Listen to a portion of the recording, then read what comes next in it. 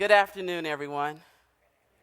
Oh, wait a minute. I am a hometown girl, so when I say good afternoon, I need some hello. Good afternoon, everyone. That's a little bit better. That's some kakalaki for you. My name is Glenis Redmond, and I'm here to talk to you as poetry as healer. But before I do that, I want to say that there are three lives to poetry. That's what's been said. It's first, when you read it. Second, when you write it. And the third is when you speak it to life. When I was investigating that, I thought, that is wonderful, and it's so true, and I teach that all across the country.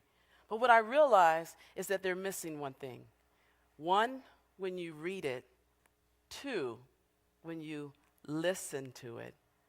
Three, when you write it. Four, when you speak it to life. Poetry has been a healing medium in my life.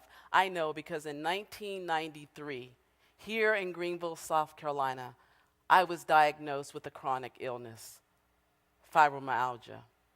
Some of you are familiar with it, some of you might not be. It's a muscle disorder, a pain disorder, which has a host of other symptoms. TMJ, not good for a poet. Carpal tunnel, not good for a poet. A host of digestive issues and food allergies, not good for anybody. My doctor came up and said to me, Glenis, I've got some good news and some bad news. Good news is you're not going to die from this. The bad news, you're going to sure wish you would have. When I heard these words, I was working here in Greenville, South Carolina in the early 90s. And I thought, well, that is like getting pretty much close to a death sentence. And I remember at the time I was married, I was a clinical counselor, and my twin daughters, Amber and Celeste, were twins.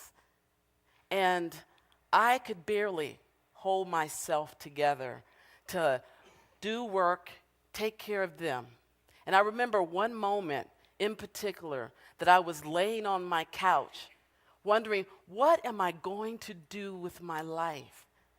And I was watching TV, I was watching PBS, I was watching Bill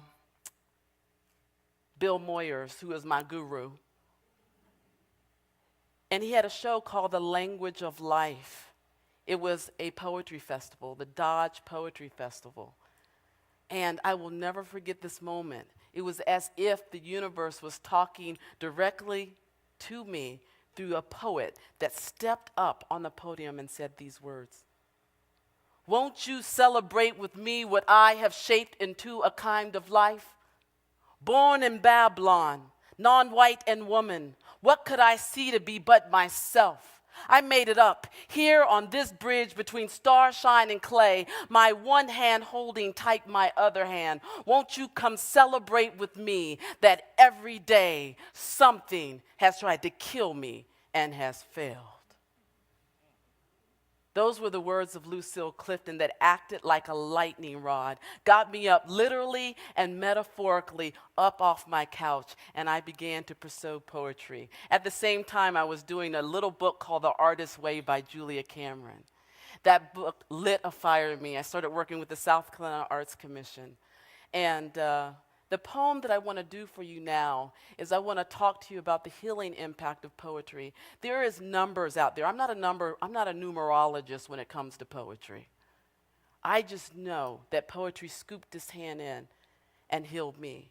But now doctors, therapists understand the healing impact of poetry. It slows the heartbeat down. I want to do this poem. It's a signature poem of mine. And I want you to just kind of get in touch with your feelings. What does this poem do for you? This poem is dedicated to my mama, who happens to be out there in the audience. Her name is Glenis Redmond. Without her, I would not be the woman I am today. This poem is called Mama's Magic. It goes like this. My mama is magic. Always was, always will be. There is one phrase that constantly bubbled from the lips of her 5 children. My mama can do it. We thought my mama knew everything. Believe she did as if she were born, full blown from the Encyclopedia Britannica. I could tell you stories how she transformed a rundown paint-peeled shack into a home. How she heated us with 10-tub baths from a kettle on the stove, poured over in there like an elixir.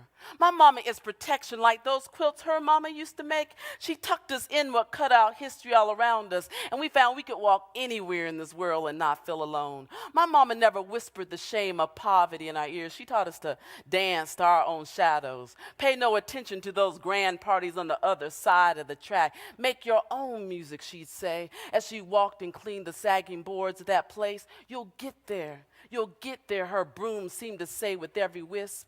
We were my mama's favorite recipe. She whipped us up with her 2 big brown hands and a big brown bowl supported by her big brown arms. We were homemade children, stitched together with homemade love. We didn't get everything we ever wanted, but we lacked for nothing. We looked at the stars in my mama's eyes, and they told us we own the world. We walked like kings and queens, even on midnight trips to the outhouse. We were under her spell. My mama didn't study at no Harvard or Yale, but the things she knew you couldn't learn in no book, like how to make your life sing like sweet potato pie sweetness out of open window, how to make anybody feel at home, how at just the right moment be silent and with those eyes say, everything's gonna be all right, child. Everything's gonna be all right. How she tended to our sickness, how she raised our spirits, how she kept flowers living on our dilapidated porch in the midst of family chaos. My mama raised children like it was her business in life. Put us on her hip and kept on moving, keeping that house pine saw clean, yeah.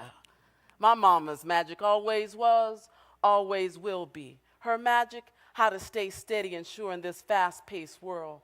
Now when people see me with my head held high and my back erect and look at me with that, who does she think she is?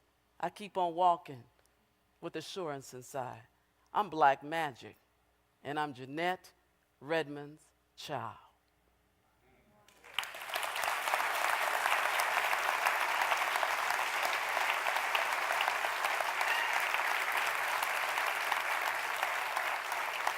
As time went on, I was booked by a national booking agent, the Lloyd Artist, and I also started working for the Kennedy Center in Washington, D.C. as a teaching artist.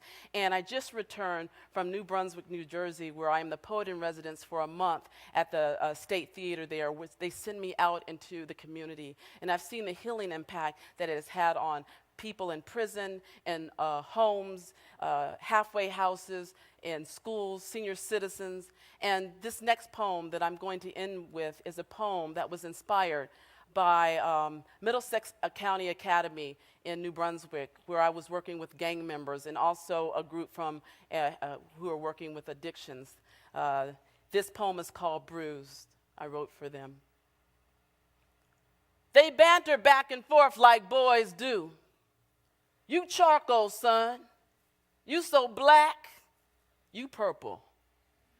I tell them, hold up in defense of my mahogany skin and the boy they're putting down. You know what they say. In cue, as if we rehearsed it, we both chime. The darker the berry, the sweeter the juice. We flash twin smiles, and there's a moment when the air gets less complicated in the room. The space is large enough for me to ask, why y'all hate on each other so hard? Oh, he my boy, see? That's how we show love. I am so tired of everybody being gangster hard. I want to weep.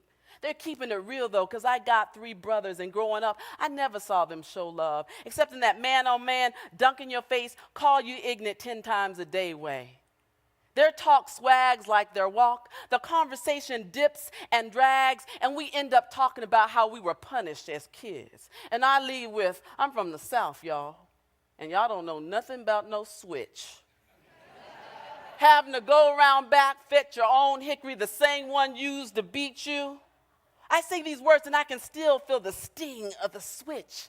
See the welts raising to an angry language of graffiti on my skin. Another one says, and don't bring back no skinny one neither. I nod my head in solidarity. The blood we spill makes us kin. Another boy says, what about those belts? And I can hear my mama's beating cadence. I told you not to, didn't I? Another says, extension cord. I'm brought fully awake because I don't know nothing about that kind of beat. We only heard Cedric down the street getting beat like that. Then we did not know the phrase child protective services. We did not know the word abuse. We just said his mama was mean.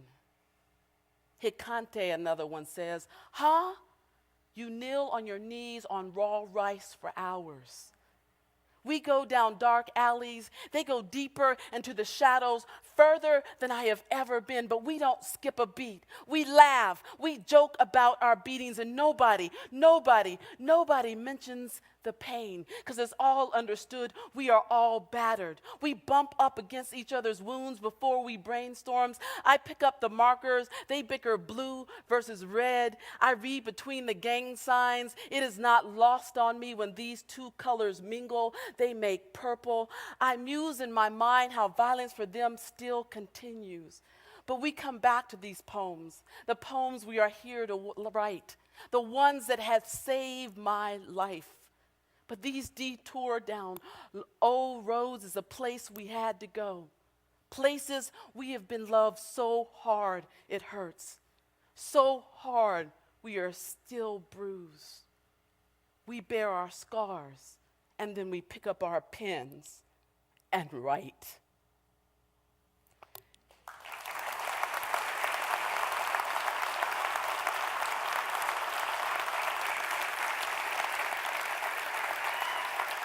I want to thank you. I have seen people's lives change. I've seen them pull up and rearrange their lives, their perspective, all through poetry. And my idea that we're spreading, if you don't have poetry in your life, get you some. Thank you.